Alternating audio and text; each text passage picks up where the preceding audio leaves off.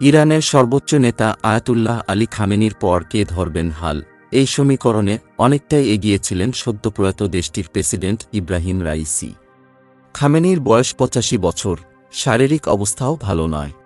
এদিকে ভূরাজনৈতিক কারণে ইরান বর্তমানে গুরুতর অর্থনৈতিক সমস্যা ও আঞ্চলিক উত্তেজনাময় পরিস্থিতি পার করছে।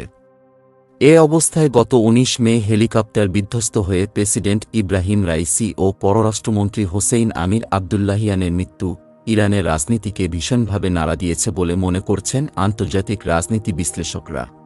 ইরান এখন কিরূপ চ্যালেঞ্জের মুখোমুখি হতে পারে, তাই জানাবো আজকের ভিডিওতে। আপনি যদি আমাদের চ্যানেলে নতুন হয়ে থাকেন তবে অনুরোধ করব চ্যানেলটি সাবস্ক্রাইব করে পাশে থাকা বেল আইকনটি প্রেস করে দিন।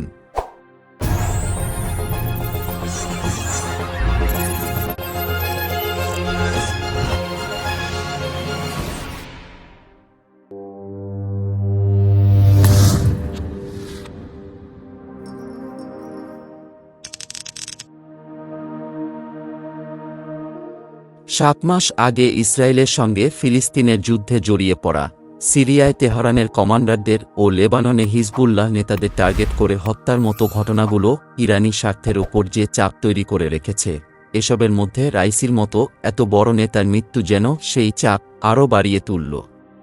প্রেসিডেন্ট ইব্রাহিম রাইসি, পররাষ্ট্রমন্ত্রী হোসেইন আমির আবদুল্লাহিয়ান এবং আরও কয়েকজন কর্মকর্তাকে বহনকারী একটি হেলিকপ্টার গত ১৯ মে রবিবার ইরানের উত্তর পশ্চিমাঞ্চলীয় আজারবাইজানের সীমান্তবর্তী পাহাড়ি অঞ্চলে বিধ্বস্ত হয়। হেলিকপ্টারের আরোহী ৯ জনই এ দুর্ঘটনায় প্রাণ হারান। এমন অবস্থায় বর্তমান ইরানি শাসকদের কাছে দেশের ভেতরে ও বাইরের শৃঙ্খলা এবং স্বাভাবিক অবস্থা বজায় রাখাটাই প্রাথমিকভাবে বড় চ্যালেঞ্জ। দশকের পর দশকব্যাপী ইরান ও ইসরায়েলের মধ্যে চলা ছায়াযুদ্ধকে গাজায় ইসরায়েলের হত্যাযজ্ঞ প্রকাশ্যে নিয়ে এসেছে। গত এপ্রিলে সিরিয়ায় ইসরায়েলি বিমান হামলায় ইরানের শীর্ষস্থানীয় এক কমান্ডার সহ কয়েকজন কর্মকর্তা নিহত হন। এর জবাবে ইরানও প্রথমবারের মতো ইসরায়েলকে লক্ষ্য করে ক্ষেপণাস্ত্র ও ড্রোন হামলা চালায়। তার এক সপ্তাহের মাথায় ইরানের বিমান ঘাঁটিতে ক্ষেপণাস্ত্র হামলা চালায় ইসরায়েল। অন্যদিকে ইরান সমর্থিত লেবানন ভিত্তিক সশস্ত্র গোষ্ঠী হিজবুল্লাহ ধারাবাহিকভাবে ইসরায়েলের সেনাবাহিনীর বিভিন্ন লক্ষ্যবস্তুতে হামলা চালিয়ে আসছে। ইয়েমেনের ইরান সমর্থিত হুতি বাহিনী নিয়মিত লোহিত সাগরে ইসরায়েল অভিমুখী বাণিজ্যিক জাহাজে হামলা চালাচ্ছে। এসব ঘটনা মধ্যপ্রাচ্য জুড়ে উত্তেজনা ও সংঘাতময় পরিস্থিতি আরও বাড়িয়ে তুলেছে। সুতরাং রাইসির মৃত্যু ইরানে এবং ইরানের বাইরে স্থিতিশীলতার জন্য স্বল্পমেয়াদে ও দীর্ঘমেয়াদে কী পরিস্থিতি তৈরি করতে পারে সেটাই এখন দেখার বিষয়। তবে রাইসির মৃত্যুতে ইরানের পররাষ্ট্রনীতিতে কোনো পরিবর্তন ঘটবে না বলে মনে করছেন অধিকাংশ বিশ্লেষক।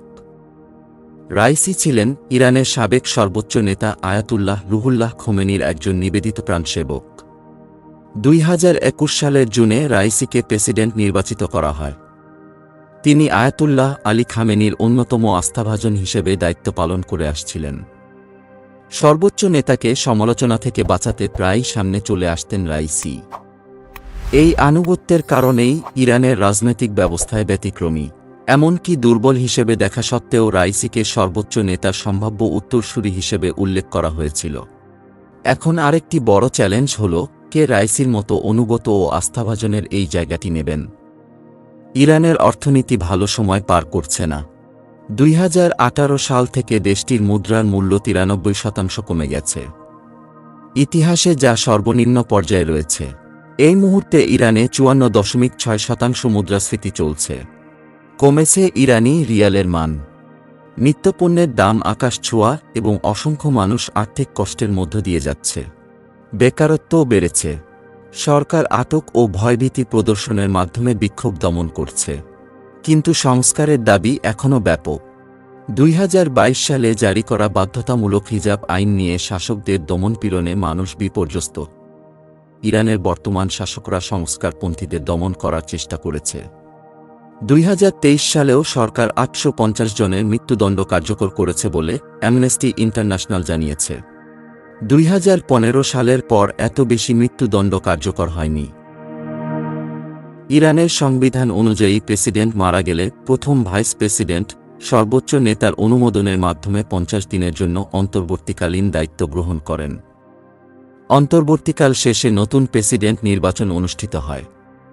খামেনি নিশ্চিত করেছেন, প্রথম ভাইস প্রেসিডেন্ট মোহাম্মদ মোকবার নির্বাচন না হওয়া পর্যন্ত ভারপ্রাপ্ত প্রেসিডেন্ট হিসেবে দায়িত্ব পালন করবেন।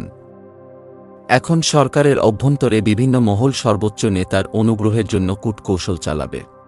অভ্যন্তরীণ রাজনীতিতে একটা অস্থির অবস্থা তৈরি হবে, সেই সঙ্গে অর্থনৈতিক অবস্থার চাপ তো থাকছেই। কিছু বিশেষজ্ঞ উদ্বিগ্ন যে, যদি খামেনির ছেলে মোজতবা খামেনি তার স্থলাভিষিক্ত হন, যাকে একজন কট্টরপন্থী হিসেবে দেখা হয়, তাহলে তা আরও অস্থিরতা এবং জনগণের বিরোধিতার কারণ হতে পারে। ইরানের সর্বোচ্চ নেতা কে হবেন তার উপর নির্ভর করছে দেশটির সমঝোতামূলক বৈদেশিক নীতির অবস্থান। এমনকি হোসেইন আমির আবদুল্লাহিয়ানের দায়িত্বের প্রতিস্থাপনও বেশ জটিল, কারণ তিনি তেহরানের নানা বিষয়, আন্তর্জাতিক মামলা ইত্যাদি বিশ্বের সামনে তুলে ধরার এবং পশ্চিমা নিষেধাজ্ঞার প্রভাব কমানোর উপায় খুঁজে বের করার জন্য গুরুত্বপূর্ণ ভূমিকা পালন করে আসছিলেন। রাইসির আকস্মিক মৃত্যু ক্ষমতার হিসাব নিকাশ, অভ্যন্তরীণ ও আন্তর্জাতিক নীতির বহু ক্ষেত্রেই স্বল্প ও দীর্ঘমেয়াদী প্রভাব ফেলতে যাচ্ছে, এ নিয়ে সন্দেহের অবকাশ নেই।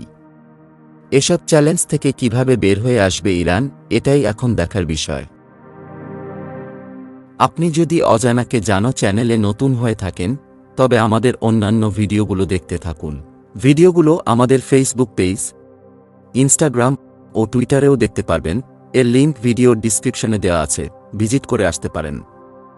ইব্রাহিম রাইসি সম্পর্কে আরও বিস্তারিত জানতে আমাদের এই ভিডিওটি দেখুন। আবারও দেখা হবে নতুন কোনো ভিডিও নিয়ে। আমাদের পরবর্তী ভিডিও আপলোড হওয়ার সাথে সাথে দেখতে চাইলে সাবস্ক্রাইব করে এর পাশের বেল আইকনটিতে ক্লিক করে রাখুন এবং সম্পূর্ণ ভিডিওটি দেখার জন্য অসংখ্য ধন্যবাদ।